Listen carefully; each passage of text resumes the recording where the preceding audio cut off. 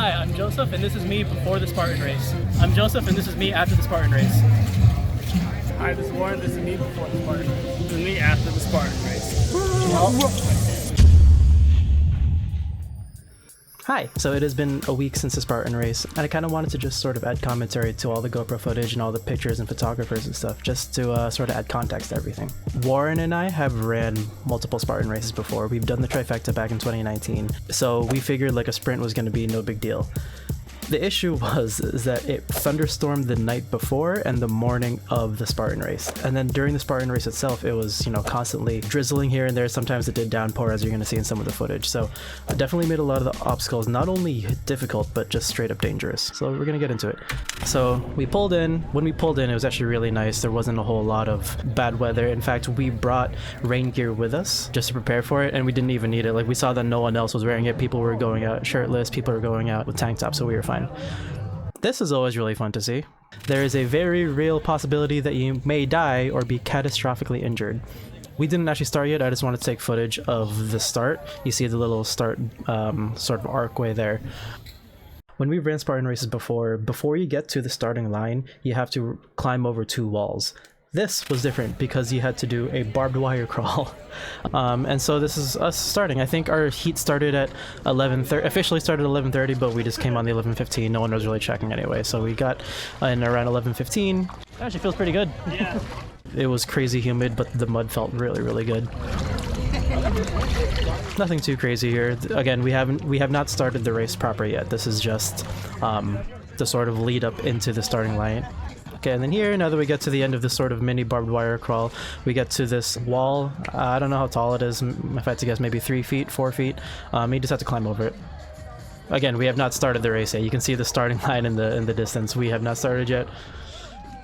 And we climb over. It was a little scary just because it was so muddy.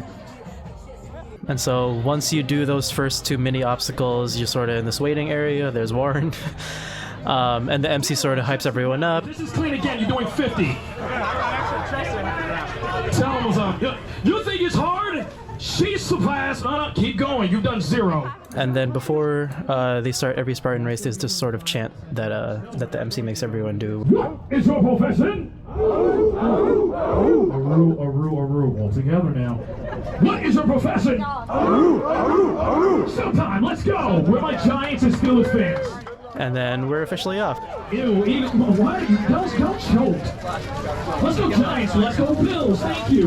Steelers, Jets, the B team, the butt fumble team. Hey man, what do you do for a living? Go Giants, go Blue. Giants, Dolphins. I guess I should say first that our plan is not to go for time, right? A lot of people were going for time. There was these sort of elite heats in the morning. We did the open heat, which is where we just sort of did it for fun. Took it at our own pace. After a certain point, once you get far enough from the starting line, you just sort of walk in your own leisurely pace. And you see everyone's doing that. Anyway, here's the first obstacle. I don't know what this is officially called, but it's similar to the wall climb. It's just a little bar that you're just supposed to vault yourself over. Although it is my firm belief that Spartan Race, you guys need to add more crash pads everywhere, because this one's not too bad. This one's really not that bad, but once you see a lot of the obstacles later, you're going to notice that, like, if you fall from here, this could seriously hurt. And now this is the first mile. The Spartan race is or at least Spartan sprint is a roughly 3 mile race. The first mile was just this. Like, very little obstacles, a whole bunch of uphill mud. And you're starting to see a lot of people really starting to get tired out. They have to rest because going uphill in the mud is tough. And even though it's not raining now, it's going to downpour later. And this is us at the top of the first hill, heading towards our next obstacle. Our next obstacle is just another wall climb. Just like how we had to do at the beginning, except now there's 2 of them. I think it's a little higher too, because this went up to my chin, I believe. So a little bit higher, and there's 2 of them. Again, nothing too crazy.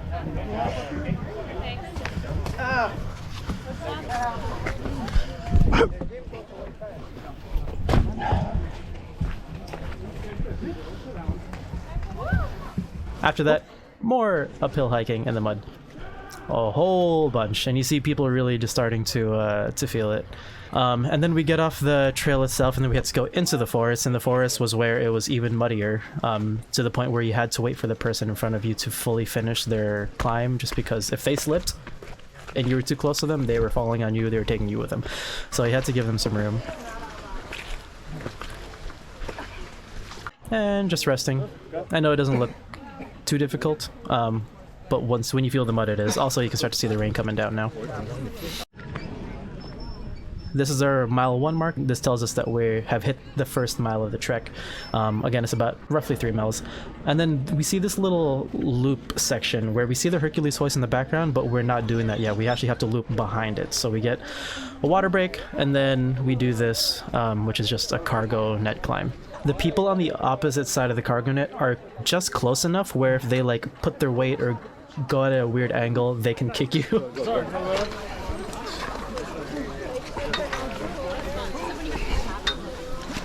And also, the metal bits, because it rained that morning, this is going to be true of the entire race, the metal bits were crazy slippery, crazy wet, so you cannot rely on the metal for grip. So everyone was trying to avoid the metal and just grabbing the cargo net itself. And you can hear me say, we need crash mats here. Dude, they need crash mats here or something. They do have hay there. To their credit, they have hay, but like, come on. Let's get some crash pads. Are you good?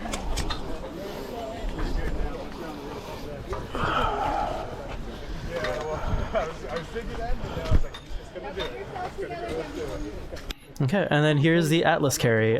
This is an obstacle where you just have to pick up a really heavy boulder, walk across, around a cone, and carry it back. I don't actually know the weight. I know there's a different weight for the men and the women. I see that some of these are red. Those are the women's Atlas carries. The men had to carry black ones. And I asked Warren to film me for this one. It's heavy. It's really heavy. I don't remember how much it was. So we had to carry it all the way around, go around the cone, and take it all the way back. Yeah, you can see some people are really struggling to lift it because it's heavy. It's really heavy. I'm so weak now. Take your time. Take your time. Oh, nice. Straighten your back. Straighten your back. Oh, my toe. Use your legs. Use your legs. It's supposed to be. Come on, let's go. Let's go. Let's go. Let's go.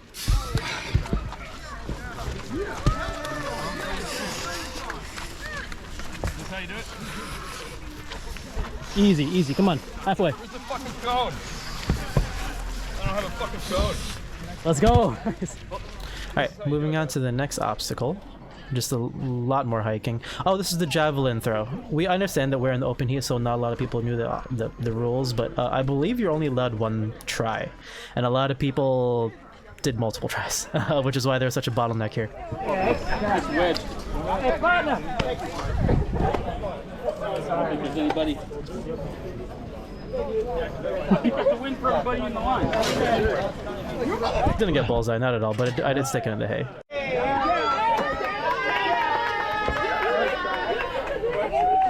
Not bad. Not bad, not bad. Walking on through, we sort of go underneath this little A-frame cargo net. We are going to do that later, but right now, these are my least favorite obstacles, the ones where you just have to carry something. So this is called the sandbag carry. I believe this is a 60-pound sandbag. Ugh. This feels so much easier. I know. This doesn't matter at all. Well, we say that until we go up the hill. And you can hear Warren say, like, this feels so much easier because the shape definitely changed. It used to be like a sort of long log.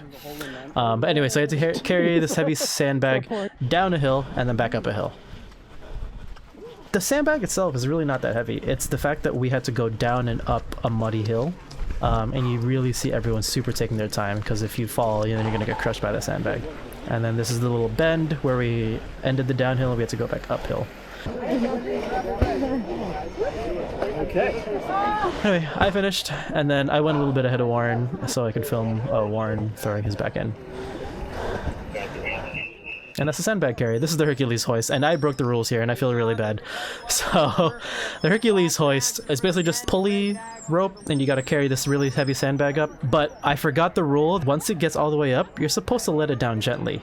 I forgot that. I kind of just let it go, so I technically cheated. One here. You got it, Jack. You got it, you got it. Let's go, let's go. Almost there. And the strategy here is to not actually pull, is to just grab it and fall backwards. Like you can see some of the people behind me, they're just falling backwards.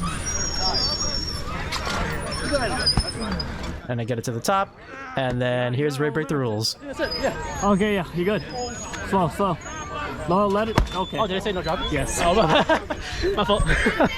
And you can even hear Warren trying to warn me, like, hey, remember to let it down slowly, and then I just forgot and let it go. And this is Warren's attempt. Yeah.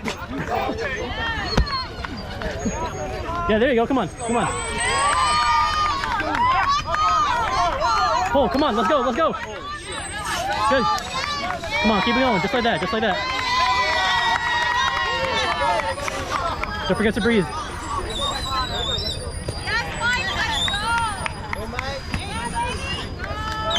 Come on. Come on, come on, come on. Rest if you need to. Rest if you need to. You done? You got halfway. This is tough. This is a really tough one, especially because it was so wet. That dried it down even more.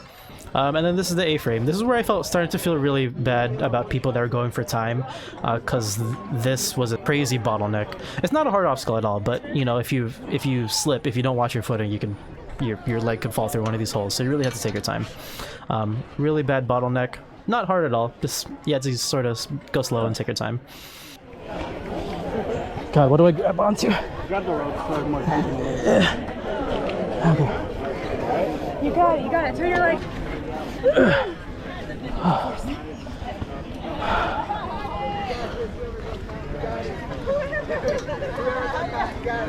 Nice.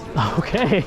That was on camera and everything. And then moving on, just a bunch more hiking. Yeah, this was not too tough because it's flat ground, so it's not hard at all. And you saw those little things at the top. This does take place on a ski resort, so for spectators, they did let people go up to the top of the hill. And we passed the mile 2 marker. So we went up the hill, or we went up the mountain. Now we're going down the mountain. Going down is hard because if you make a wrong step, you're tumbling down the mountain. So you really have to take your time here. At least it's not muddy. No. Oh. Play it safe and sorry, you know. And then we go into the forest themselves. And then this is where we start to feel just how muddy it is. People really just did whatever it took to not fall. Warren included just started doing whatever this is. That shouldn't work. Sideways, sideways.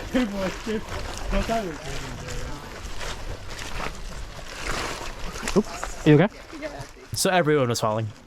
This was tough. That's why you really had to give the person in front of you a lot of room, because if you fell, then you were falling onto them and you were taking them with you. This was another crazy bottleneck, not because it was difficult, but because it was a really narrow passage. People had to go one at a time, and most people just elected to just sort of crab walk this whole way, which was what I did, just to be safer, because again, if you fall, you're taking out everyone in front of you, so take your time here. And then we get to the end of the little single file line. And I believe our next obstacle, yep, the rolling mud. So this is just a series of ups and downs, and at the bottom of it there's a muddy pool.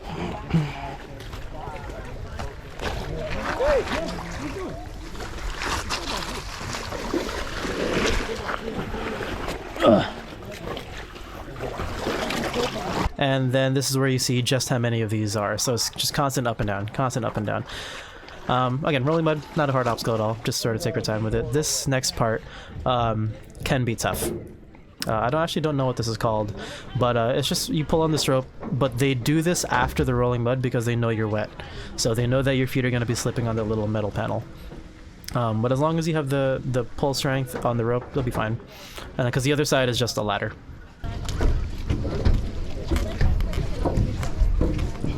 You do absolutely feel your feet slipping. You really do need good shoes for this. I highly recommend getting hiking shoes if you're going to run a Spartan race. Warren lost his. He was in just regular sneakers, and he was slipping a lot during the muddy parts. So I highly recommend getting hiking shoes.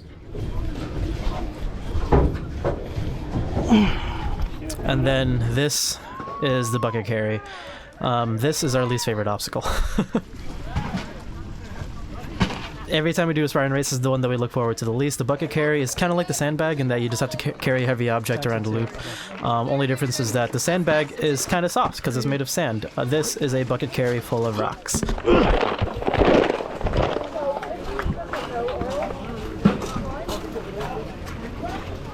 This is the sort of loop where you had to U-turn. I was taking a rest because I was starting to feel it.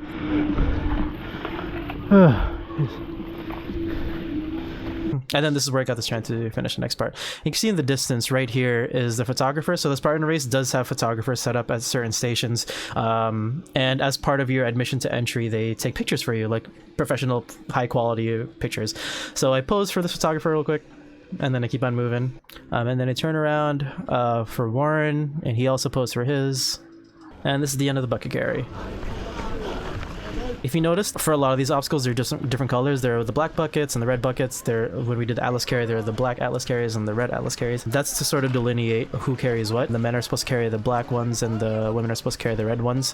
For the open heat, no one cares. If you're really struggling with the black bucket, grab the red one. It's fine. No one's going to care for the open heats. You were actually competing for time, you actually wanted to compete in the actual Spartan Race itself, then you'd have to do it. Also, there's another thing that no one was enforcing, but it used to be in Spartan Races past, where if you failed an obstacle, you're supposed to do 30 burpees. I didn't really see anyone doing that. Anyway, this is where you really start to see the rain coming down. This is the dunk wall. This felt really nice. We actually had to just walk through the lake itself. So again, if you had any reservations about trying to stay clean during the Spartan Race, you're not. Because they kind of force you to go under this lake, and you can see the GoPro going underneath, and it's just so gross and muddy. But it felt really good.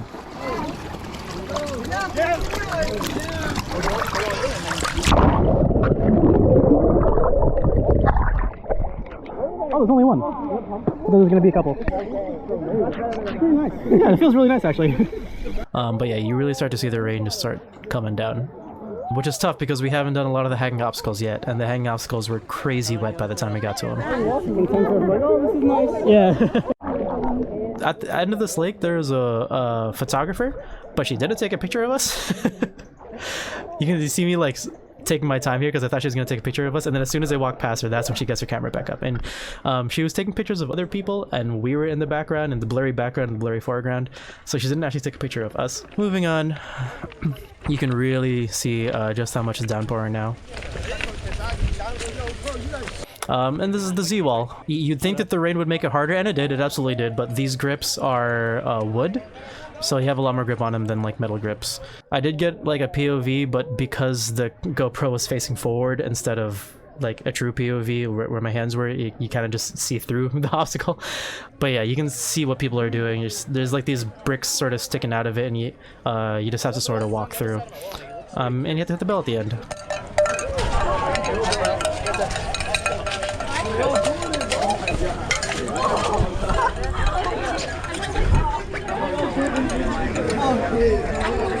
Alright, we all got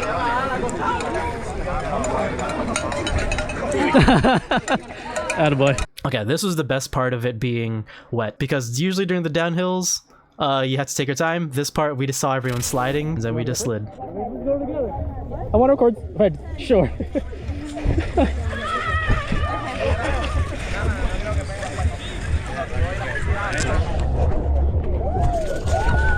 Oh god.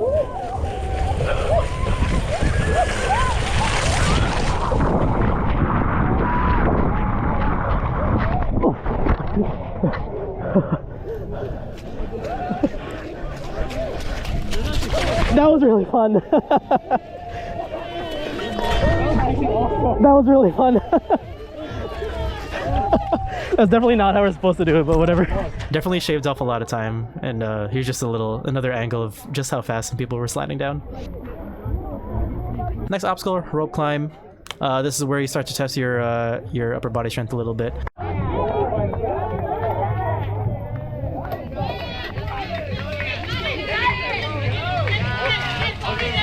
Let's go, you got it. More cowbell.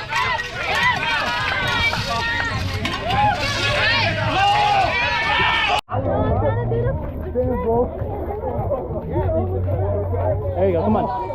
Almost there.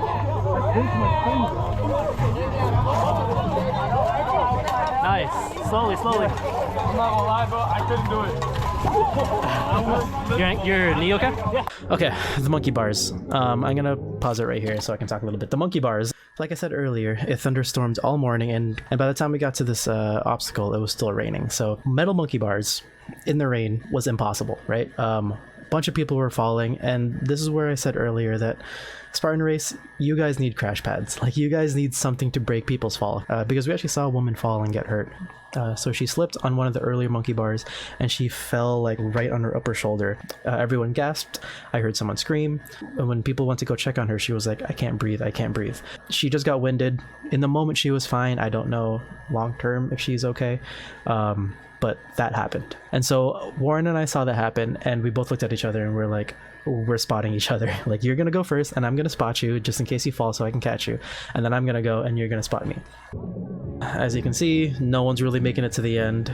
Some people made it halfway across, and Warren is already saying like, I don't want to try anymore.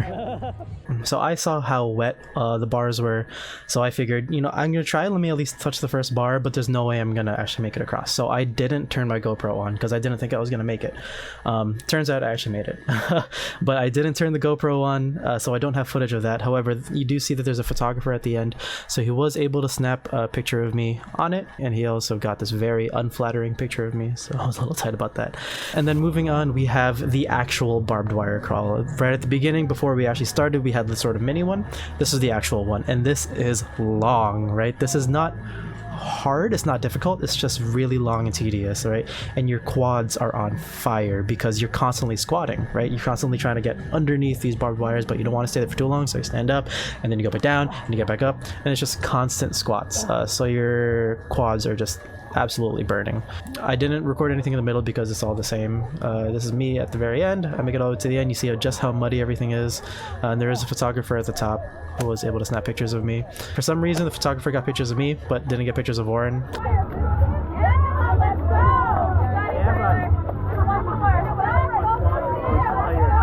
Okay, and then here is a sort of grip gauntlet. I actually don't know what they call it, but it's 3 ring swings into a sort of metal bar, into 2 more ring swings into a bell.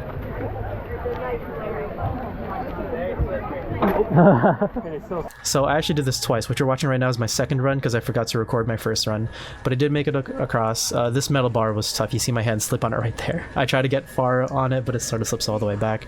And a good deal of people made this. There's a lot more people passing on this than people pass on the monkey bars. You got it, Jep. You got it. Not too much momentum. Nice, good catch. Hit that bell, baby. Don't forget to like and subscribe. And I believe this is the last obstacle. This is us heading back down the hill, and there's just a little inverted wall. This is a nice obstacle to end on.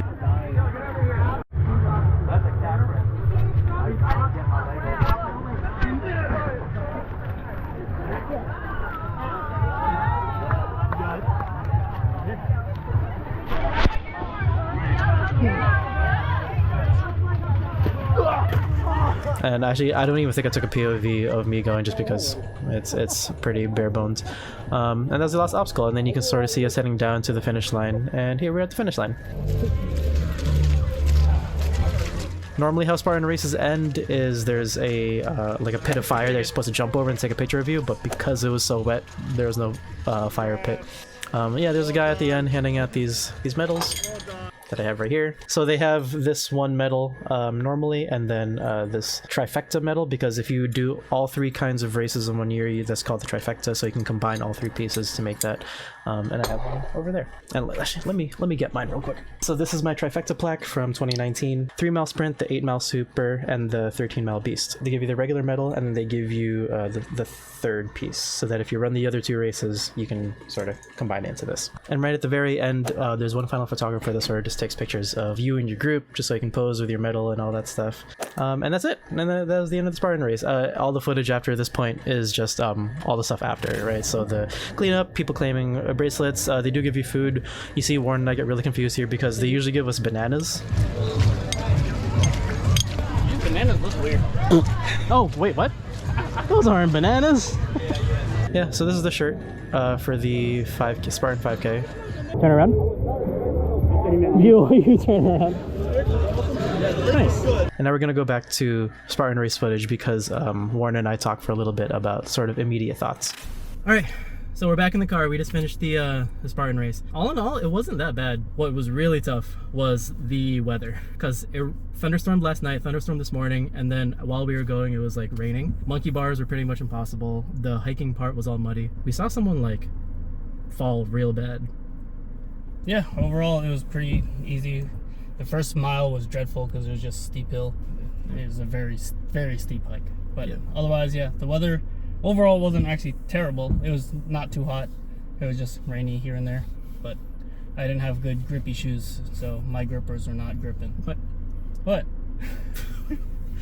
What was I gonna say?